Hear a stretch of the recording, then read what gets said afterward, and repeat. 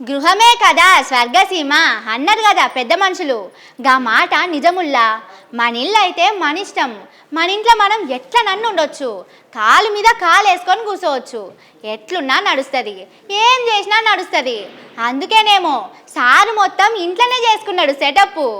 ఎవరొచ్చినా ఇంటికే రావాలి, ఏ పనైనా ఇంటికాంచే చేయాలి, వర్క్ ఫ్రమ్ హోమ్ లెక్క అన్నట్టు. ఎవరి గురించి చెప్తున్నది? ఆ సారెవలు అని చూస్తున్నారా?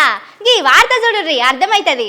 మన ఊర్లల్లా ఎవరన్నా ఇంట్లోకెళ్ళి బయటకెళ్ళకపోతే నిత్తే ఇంట్లోనే ఉంటుంటే ఏమంటారు?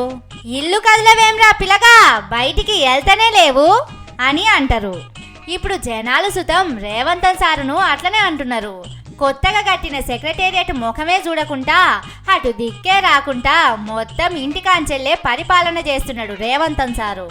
అధికారికంగా ముఖ్యమంత్రి కార్యాలయంలో కూర్చొని సగబెట్టాల్సిన పనులు సుతం సారు ఇంటికాడ పెట్టుకున్న ఆఫీసులకెళ్లే సగబెడుతున్నాడు.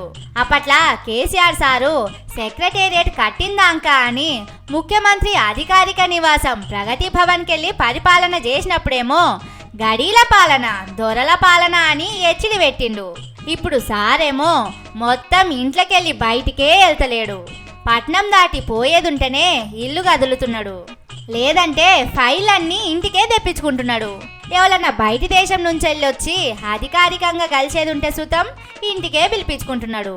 ప్రెస్ మీట్లు, అధికారిక కార్యక్రమాలు, భేటీలు, ఎవరన్నా పెద్ద మనుషులకు నివాళులు అర్పించుడు, మంత్రులతోటి ఏదన్నా మాట్లాడుడు, ఇట్లా ఏ పని ఉన్నా అందరినీ ఇంటికాడికే రప్పించుకుంటున్నాడు.